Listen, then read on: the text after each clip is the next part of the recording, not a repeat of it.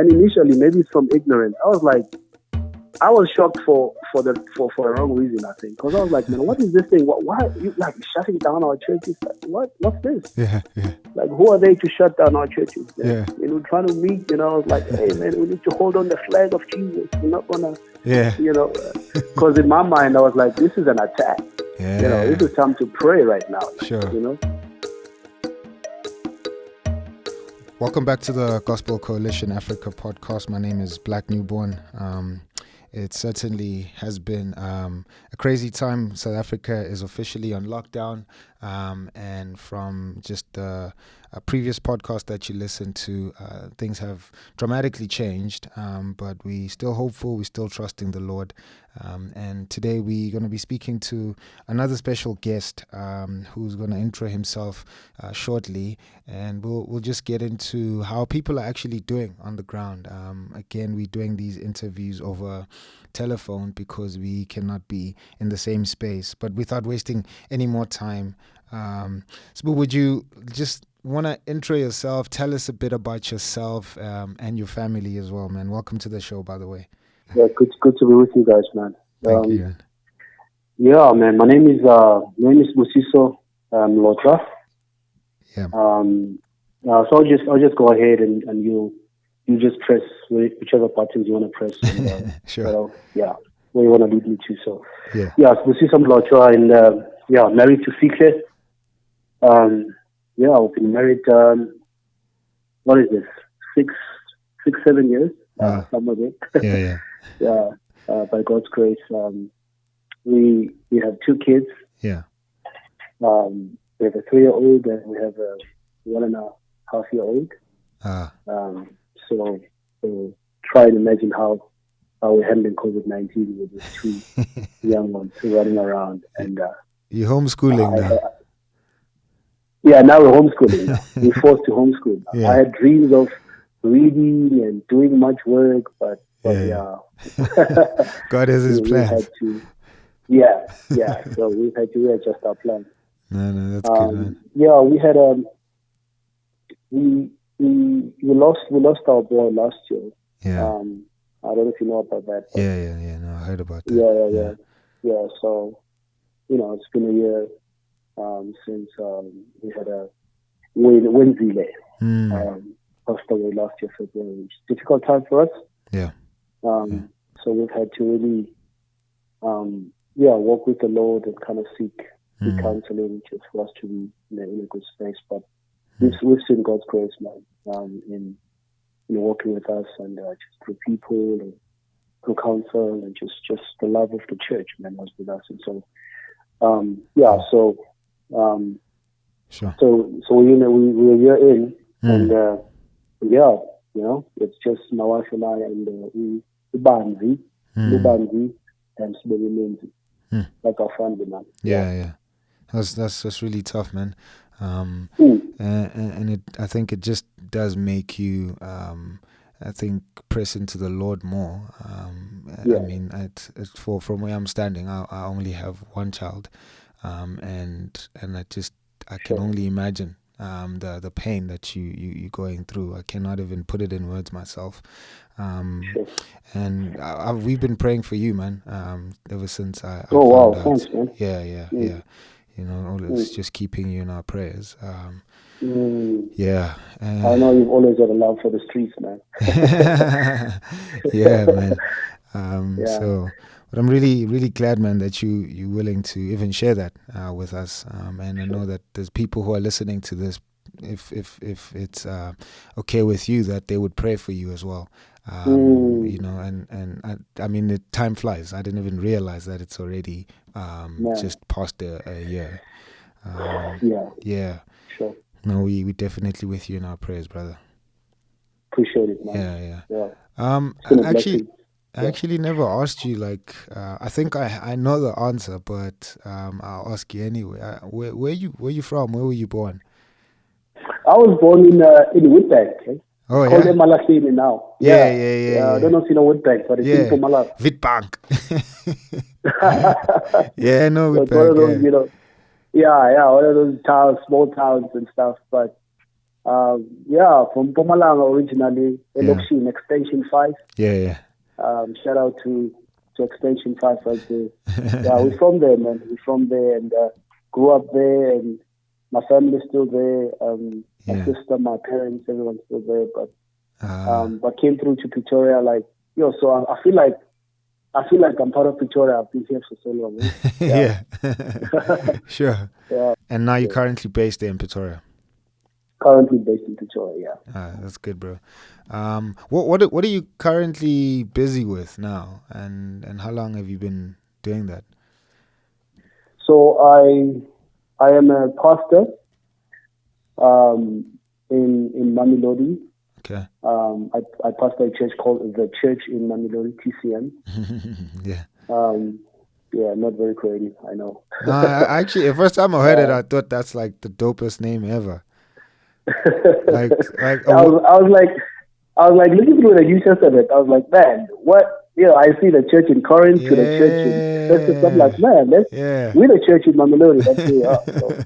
And I mean, it's just like such a subtle way of claiming the whole city or township, wherever it is. You know what I mean? It's like, you know what I'm saying? When you walk in, you're like, "Where's the church here?" They're like, "There's the church in Mamelodi." There's the church in Mamelodi. That's good. But it's crazy because now every time I explain. Yeah. And I say, I pastor the church in Mamelodi. They're like, yeah, but where in Mamelodi? Yeah. I'm like, no, the name is the church in Mamelodi. No, where in Mamelodi? I'm like, no, that's the name. Yeah. So I just said TCM. I see. To make it easier. Yeah. So being there for 2 years. Sure. At the church, been pastoring there for 2 years. Yeah. Yeah. That's all we had. Yeah. That's good, man.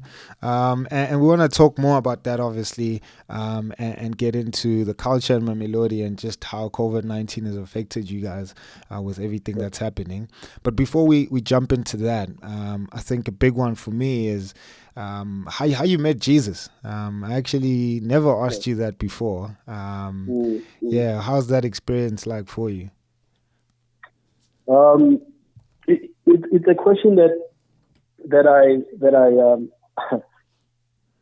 it's something. It should be the easiest question to answer. But when I tell you, sometimes it's difficult for me to answer because as I think back to my relationship with Jesus, I grew up in a religious home. Went to a religious church. But I didn't necessarily hear the gospel. From where I went to, and so from what I can remember, I'm very bad with remembering stuff just from 12 years down. I don't know. I don't remember my childhood the best way that other people are so good. Like at 4 years, at this hour, this happened. I struggle to remember stuff. But I do remember that.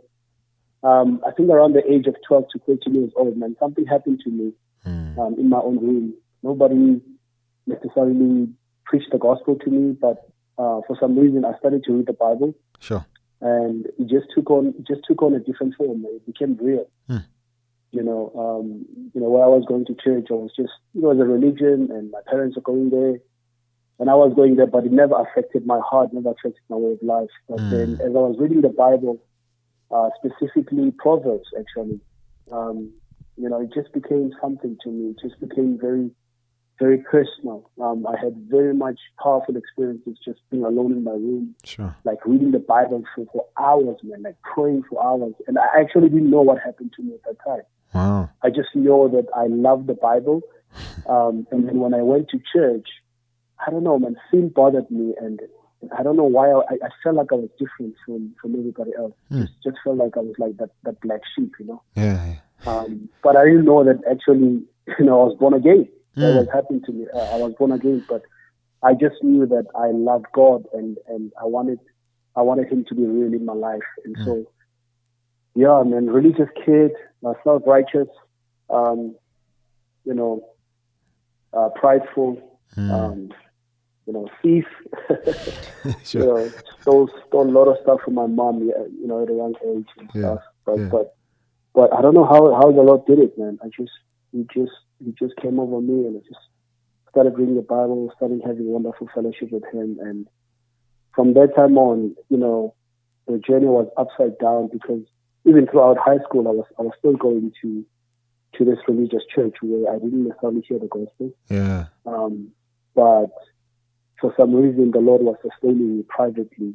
But in that, there were a lot of ups and downs, because I was trying to wrestle with why am I bothered by when we have to go partying, or when you have to do stuff that necessarily Christians sometimes shouldn't be doing. It just bothered me. And so throughout high school, I really had a difficult time, because I was trying to be this person in the world, but at the same time I was wrestling with what I was seeing in the Bible, and God was just doing an amazing work. So really, even up until my days at varsity, it still kind of continued that tension that I had until really probably I'd say my third year. That's when I really discovered. Then I started going to a different church. Then I discovered, there's other people that actually are more like me. They love the Bible. There's more black sheep. Excited about Jesus. I was like, wow. Yeah. And from there on, yeah. But yeah, it's like I say, it's not an easy thing for me to say, because I can't give you a date and a time or this experience that I had. But I just remember myself, having these awesome experiences with God in my room, man. That's what I think of. Yeah, no, that's amazing, man. And I think for most of us, even just the Christian experience, it's normally not the Red Sea parting or the manna falling from the sky. For most of us, it's just the mundane, day to day. You living for the Lord, and yes, you experience His mercies, you see His grace. But exactly. and for most of us, that's how we were drawn into His flock. That you don't remember a time where you said, yes, this makes sense. But it was a gradual process. Bow your head and then lift your head, and I see that hand. You're at the altar. I'm not that guy. Yeah. And it's amazing because God saves many people from many tribes, many languages, backgrounds, and it's testament to His faithfulness and His grace towards us. That He would pick sinners from everywhere, down extension 5, Emalahleni, and he'd bring you to the kingdom of His light. No, praise Him. And so now you're reading the Bible in your room, you're going to this religious church. Are you having conversations with your parents? What's happening? Or are you just having this struggle alone until you actually got to varsity? Because what I'm actually trying to get to is, how did you even think of planting a church then? Like, what got you there? Or did the conversations not happen? And when you got to third year, everything clicked and you're like, this is what I'm doing. Sure. Yeah. That's actually an interesting question, because now that I think about it, like in high school, I think everybody, you're that kid. Like everybody just kind of knew me as a religious kid, as a moralistic somebody who doesn't do certain things. Yeah. And I think my parents, because maybe I can name the church, because my parents are Roman Catholic. Yeah. And they probably thought, because the route you go when you're very spiritual and religious is that you become a priest. Sure. So they probably thought I'm going to become a priest. I think they were pretty much convinced that after matric, I'm going to go for 7 years study. Sure. And I'm going to become a priest. And so, those conversations, I wasn't having conversations about full-time ministry, but man, I was just crazy involved in church. Yeah. I was the chairman. There's a point where I was the secretary. I was just like everything that was happening in church. Sure. And I even got involved with, there's points where I got involved with other churches even through that. I was on fire, man. Yeah. I was really on fire, even with the little that I knew at that time. So, yeah, sure. So fast forward there, then I had to study a little bit. Yeah. Post matric, but even during that time, I don't know if I just saw it like I was just somebody who loved the Bible, was very spiritual. Yeah. but not really thinking about being a pastor or planning a church. I wanted to be a millionaire, man, before the age of 30. Yeah. Yep. Yeah, I wanted to be a millionaire before the age of 30. I read about Kiyosaki. Yeah. I mean, about Tony Evans. I was that guy, man. Like, I was going to change the world. So, wow, that was my dream as well. I married a lady named Lily Million. I didn't make the million. I married one. But that was my dream as well. By 25, become a millionaire. Yeah. But I think you still on the road. You might just get that, man. I need to make music about different content, maybe. Oh, okay. Different conversation. Yeah. So now you in Mamelodi. How did that happen? How did you plant? Yeah. So what happened was, as I told you, that being in Pretoria, I think almost 20 years now, since 2002. And so I was part of a group of pastors they call themselves Together for Evangeli. Okay. These are pastors that have a heart for the township. Yeah. If some of you know Township Reformation. Yeah. There was a group called Township Reformation that started back in the days, and so we were part of that group, and out of that grew Together for Evangeli, which were pastors that were part of the township. And so during that time, I was pastoring a church in the inner city of Pretoria. Pastoring a church in the inner city, and then just had a heart for the township, man. Had a heart for my people. Yeah. Man, I just, you always feel like no matter where you are, you kind of feel like, man, our people getting this. Yeah. Our people understanding this. And so even as pastoring an inner city church, I used to meet with those brothers from Soweto, brothers from Davidson. These are brothers from Oliven, Centurion, just all over Gauteng. Sure. And so while I was meeting with them, man, the love and sharing their stories and their struggles, it just stirred up in me the fact that, man, I wanna do this. I wanna be there, in the township. And so, so eventually through God's providence, I then left the church in the inner city, just as I realized, so many people were coming from the township. Guys were coming from Garankuwa, guys coming from Mamelodi, guys were coming from Atteridgeville, coming all the way to church, saying there's no solid church. Wow, the township. Where they're at.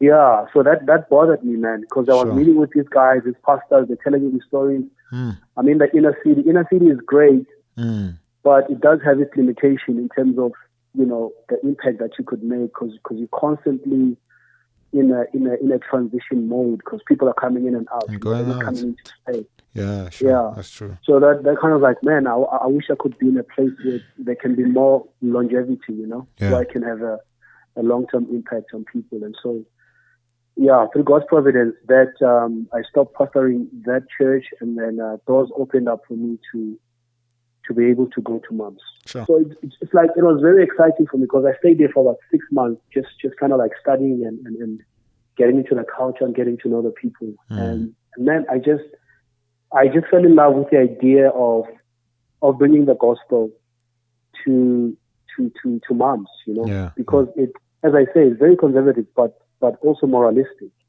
Yeah. In the sense that everyone's religious, which is probably typical in the township. But MUMS, I think a bit more so. You're not going to struggle to go to the streets, share the gospel. You can knock in people's homes, people welcome you to pray for them. Sure. It's very community centered. Yeah. And so just that whole dream of bringing the gospel, to that context. One of the first series that we started to do was Tim Keller's Prodigal God. Yeah. And just the impact that we saw there, just when people started to hear that even as a moralist, you need the gospel. Even as a person who goes to church, you still need the gospel. Even as the older son, you need Jesus. And so it's been exciting, man, just to live in community, to learn the culture, to learn the language, and just falling in love with the place. Yeah. With such a rich sense of community, COVID-19 must have rocked you guys. Sure. So where were you when you heard the news of COVID-19, and what were your initial thoughts and feelings? Sure. So I can't remember exactly where I was, but I'm a person who watches the news quite a lot, probably more than I should. But yeah, man, I think I can tell you my reaction. I think I reacted in 4 stages now as I think about it. Sure. So the first stage is what I would call the don't care stage. Yeah. Like where I was kind of, looking at the headlines of News Africa, and you're seeing that, hey, there's this thing that has come in China and Sure. that's happening, and you kind of like, you're at a distance to it. It's like, okay, this is bad. Yeah. But 2 to 3 weeks ago, when churches were closing, when they started to reduce the distancing, and they said we couldn't meet, that's when it hit me. That's when I was shocked, man. Sure. And and initially, maybe it's from ignorance, I was shocked for a wrong reason, I think, because I was like, man, what is this thing? Why you like shutting down our churches? Like, what's this? Yeah. Like, who are they to shut down our churches? Yeah. Trying to meet, I was like, hey, man, we need to hold on the flag of Jesus. We're not gonna, because in my mind, I was like, this is an attack. Yeah. This is time to pray right now. Sure. And probably we still need to pray, but I think that the stage now that I'm in is more of, okay, this might be of the Lord, to do something, in our country, in us. And so how do I now use this situation in order to bring glory to the Lord? So yeah, man, it rocked, Sure. it rocked us. But Ekasi, like it's slow, Yeah. Ekasi, life was continuing. Ekasi, there's Puma. Yeah. I said, into it's fine. Yeah. People are outside, and they're just standing there. I'm like, no. And I was even talking to people coming here now and asking them, what they think of the impact, and people are like, it's out in my fear. So if it comes to you, it comes to you. So people are kind of nonchalant about it. So sure. I think I took on that spirit until it actually hit that this is real. Sure, and I think obviously the announcement of the the lockdown made it very real for most of us. The fact that the president said that we need to be on lockdown for 21 days. We saw a lot of churches just deciding, okay, we're going online. They just started shooting sermons, putting stuff up online, creating pages on their websites, people creating TikTok accounts, Instagram accounts, and just making sure there's a big term that's going around, church at home. I thought it was original with my church. Again, I think what did they do? Sorry, what did they do? I'm saying we created a page called Church at Home. Church at Home, okay. Yeah, so I thought it was unique to us, but I think it's just because I'm in my little bubble. But then I started noticing, like, across the globe, people are using the term church at home. So a lot of people then started just deciding that, okay, we're gonna do church online for as long as this thing takes. But the implications are probably different for churches and townships. Can you tell us what happened with you guys? Did you decide to go online? If so, what have you done? If not, why did you not go online? So no, we did not go online because I pastor a church in Mamelodi. I'm ministering to people in months, and so just doing an evaluation to say, is this the best way to reach our people? Is this the best way for me to, for us to shepherd them online? And I think it has some value, and maybe some others are whose people are more online than maybe some of us. Maybe that's a benefit to them. But yeah, as we began to just examine, we just kind of saw that no, it just seems like, and it depends on what you mean online. We're on WhatsApp. Okay. Sure. Like we found WhatsApp to be the easiest and the best medium for us. And that speaks also to our size, because we obviously not as big. I mean, you're talking 35, 40 people that we have to shepherd. Yeah. So no, we didn't go online, but we were using the WhatsApp medium, still SMS, still calling. We were finding more fruit in an individual kind of a connection rather than online. Yeah. Sure. Has that obviously it's changed the way that you do Bible studies and everything else. So care to kind of elaborate, what do you do on WhatsApp? Do you send people scriptures? Do you call them? Are you on a group where everyone is contributing? So how is it working? Yeah. We're on a group, and so I send a liturgy. Okay. Every day. When you talk now about what did you say? Church in the house. What do you call it? Church at home. Church at home. Yeah. I didn't know that, and I think that's what we're doing. Yeah, church at home. Yeah. Just call it that. Church at home. Yeah. Yeah. We have some sort of a liturgy that we developed, where just to help people have some sort of structure as they worship. Yeah. And so every day, literally, the scripture in the book of Acts that says daily, they started to meet. I started to emphasize on that, to say, guys, this is an opportunity for us to actually now start, daily kind of daily connecting with the Lord, daily connecting with each other, daily praying and stuff. And so, I started to develop a liturgy for people. And actually, this was actually good for us, because now people got to see and learn.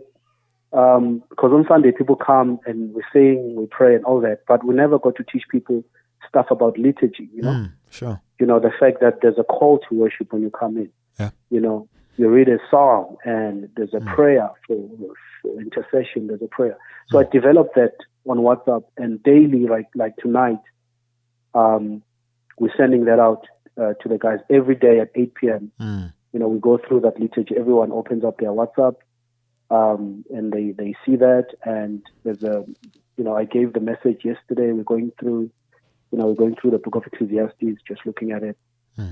Somebody's going to be taking the word today and sent a WhatsApp audio, sure, which I will send to the group. So you go through the liturgy, you listen to the word, you sing together with your family, you pray those prayer points that we give, and everybody comments on what stood out for them and how it's impacting them.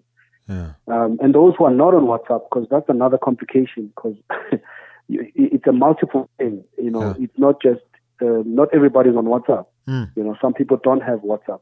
Sure. So those are, it's honestly not as easy, because a lot of calling has to happen. Yeah. Just finding out how they are and, sending SMSs and stuff. What would be some of the reasons why they're not on WhatsApp? Can't afford to have a phone that has WhatsApp. I see. Sure. Yeah, that would be the reason. Sure. Okay. They would want to be on WhatsApp, but Yeah. So with that, and then you have WhatsApp, you have that, and then you do have people that are online, but majority of people at least could be on WhatsApp. So we've used that as our main kind of medium for communication. And I mean, it's worked out well. The feedbacks that we're getting from there tells us that people are getting into the word. Yeah. So, but it's a conversation, man. It still continues, and we're testing these things. And so far, as I'm saying, that's working for us. Okay. And I think just even on that second last question is, obviously COVID-19 is affecting the church globally, and a lot of people are changing the way they do church. So church is kind of taking a different shape or form. But like you just alluded to now, so the fact that somebody cannot afford a phone that has technology to take them online is a struggle that does not just plague people in mumps. It's an African thing. So what are some challenges do you foresee if COVID-19 stays in our globe for as long as it stays? Other people are saying, obviously, with this lockdown that's happening, precedents has suggested 21 days, but it might take longer. So what are some of the challenges do you foresee as somebody who works with a church in the township, that this online church at home thing that is happening might be a challenge? And it's good that you qualified it. I think in the short term, assuming that COVID-19 is obviously going to be with us for a while, I think we're going to have limitations in terms of shepherding. Sure. Shepherding well. Yeah. I think, because the thing is, like I told you, a lot of our life, and this is true of many other African places and even other townships. A lot of our life is living in community. Yeah. We naturally are in community. Yeah.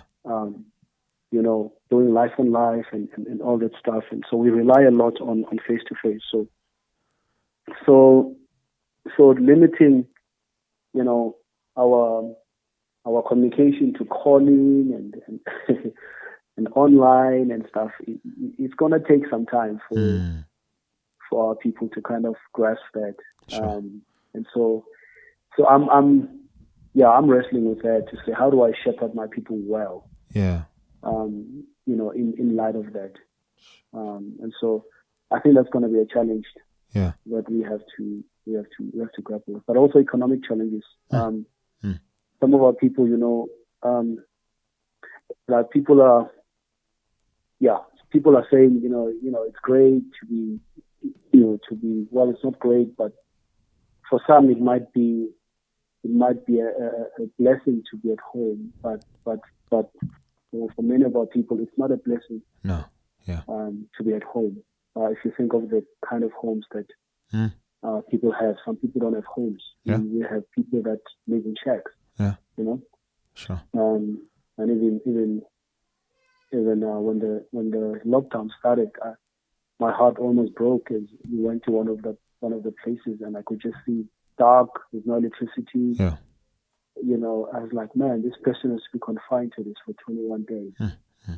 And so, economic challenges. So we've had to, and I don't know if you're still going to come to that,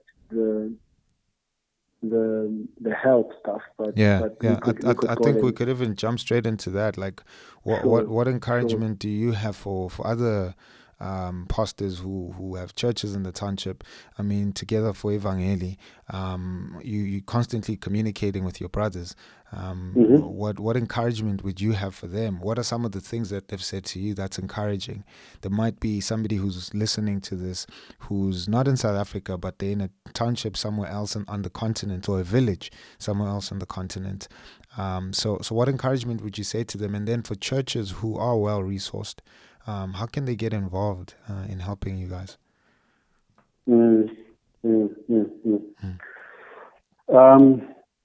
I'll start with an encouraging part. Yeah. So what this has done, at least for us, as we look at it, it has provided an opportunity for us to kind of model and to teach family worship. Yeah. Elokishini, as you would know, we have broken families. Yeah. Very difficult to speak of a nuclear family. You always have, a child head at home, a mother with kids, or somebody who doesn't have a father and stuff. And so a lot of us didn't grow up, with a father and a mother opening the Bible, praying and leading kind of worship. And so through this, we are very encouraged to see people now just kind of like gathering together around, the table, and getting the sense that they're just doing family worship. Because that's also been one of my cries, even when the COVID wasn't here, man, because we would preach on Sunday, but then when you go to the homes, you're like, man, Are people really getting in the word? Are people really understanding what we're saying? Yeah. But now here's an opportunity for us to really zero in on that, you know, and to say, man, this is how it looks like. This is how the Bible, this is how you read the Bible. This is how we pray. This is how, you know, so you get to be encouraged, man, as people are starting to congregate and to meet together in their homes. Sure. And for resource churches, man, we've also been blessed. We're part of the union here in Pretoria. Yeah. Which is Christ for the Capital. It's what we're about. You got Rooted Fellowship. You have Friend. Yeah. You have the Grace, and you have us. And so we've been privileged to just kind of see that partnership, kind of like bear fruition. I think some of our brothers were even just talking to them today and yesterday. In fact, when I leave here, I'm going to another place in Silverton where I'm going to be collecting some food parcels that we're going to be giving to some people in our church that were donated by those brothers. And so, they reached out, man. It's like, hey, what can we do? You know, recognizing that, you know, they have homes, they have warm blankets, they have a bed, and there's some people who might not have. And so they said, hey, how can we help you? How can we serve you in this time? Sure. And what a blessing that was. So we told them that, hey, man, this is what we're facing in our church, because you know, we're dealing with the community that we're in our church. First of all, we have so and so these families. They're stuck in lockdown, but you know, we really don't know what, you know, if they're gonna have enough food for that. Sure. And so they were able to serve us in that way, and very excited to be able to serve our people, you know, in that manner. So thankful for those partnerships, man. Yeah. For those brothers praying for us, and, you know, constantly checking, are you guys okay? You know, Sure. No, that's good, and I think it's a word, and for everyone else who's listening, if you are in contact with churches and villages and townships, especially with what's happening with COVID-19, please do reach out. Please get in contact and find out how brothers and sisters are doing, because obviously this thing has affected all of us, but the socio-economic effects are hitting us differently. So I think it would be gracious of us, and I mean, as the Beatitude says, you know, those who've received mercy show mercy, and so I think it would be helpful for us to reach out and give a helping hand. And what was actually neat about it was, and this probably could be another tip for those who might be resourced to be able to do, is to assume that there's people in those churches that don't have basic resources. Yeah. You know. Sure. You don't have to pray about that. Just assume that the people are there, because it's very difficult for people in disadvantaged places to reach out, you know, for help. Yeah. It's really, at least that's my experience. It's easier when those who are resourced say, man, we are here, how can we help? Then it opens up the door. But anyway, I just wanted to throw that in. No, that's good. That's good, bro. And that's a good word. Anything we can pray for specifically for your church and your family during this time, bro? Yeah, man. Pray for wisdom and discernment for our people. Yeah. Especially in terms of some who are still, you know, who do have access to online, but especially to discern in terms of false doctrine. Good. Because, you know, this is a great time in terms of online, but it also opens up, you know, people to a lot of influences. And so, man, we just need, wisdom and just pray that we would, that we also teaching and trying to also pray for our guys to be discerning in terms of what to listen to and what not to and stuff. So that would be helpful. And also pray for us, man, that we might shepherd our people well. As you said, man, this is new ground, this is new territory, and we're all trying to shepherd people as best as we can, and we have to wrestle with limitations, and you know, we have to make decisions and calls in terms of what, you know, which one is effective, which one is not, and all that. So we could just pray that we would do that well. Sure. And that the unity of our people would be intact, because it's another problem, it's another concern you have to say, after this, man, it could go other way, People could really be excited to like, hey man, we miss church, or it could go the other way where it's like, man, maybe we don't have to meet after all. Like, I'm fine in English, I'm fine in my home. I'll just stay send the online. stream, send the live stream. Minang sharp, Yeah. So we want this to kind of like keep the unity going of the church, so that people kind of sense that, man, gathering is important. Yeah. And so that's been my prayer and my cry. Sure. That's brilliant, man. Yeah, pray for fruit as we preach more messages via WhatsApp. Yeah. As we put more messages online to non-Christians. Yeah. I just preached a message yesterday, and already I was just amazed. Our guys just took it and just sent it to a lot of people, and I was just amazed to see how that message sent to our church can just be used for good, for others. Yeah. So pray for that, man, that more fruit would come from that. Yeah. I definitely will do that, brother. Man. Yeah, really, really appreciate you being with us and spending your time with us. And I think just sharing some light and helping us to understand better what is happening in mums. And I think it will also just give us, or it has rather given us insights of how this has affected you guys. You know what I mean? Because we in different contexts, and so therefore we think what's happening in your context is happening everywhere else, but that's not the case. And until we do reach out, like you said, we'll never know. And so I think we should reach out, especially now. We have time. We're at home. We can call. We can WhatsApp. We can email. We can whatever it is, but we can reach out to our brothers and sisters. So I appreciate you guys, man, reaching out and to Gospel Africa. Thank you for being a voice. Thanks, man. For our continent and for our context, and looking forward to more stuff coming out from you guys. Thanks. Thank you so much, man. Really appreciate your time.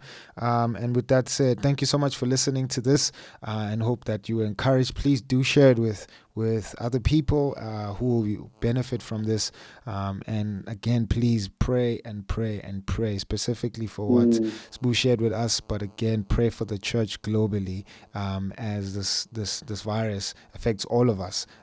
Pray for the guys on the ground. And I think a vital prayer that you mentioned now, pray that as Satan attacks us, because he will attack us in this time, that God would protect us from all of that, because we at home, we have idle minds, have idle hands, and we can easily get tempted to turn our backs on the Lord and not trust him. So let's pray and pray and pray hard for that. So with that said, we just want to say thank you and grace and peace. Boo, thank you again, man, for being with us. Sure. Thank you, man. Cheers.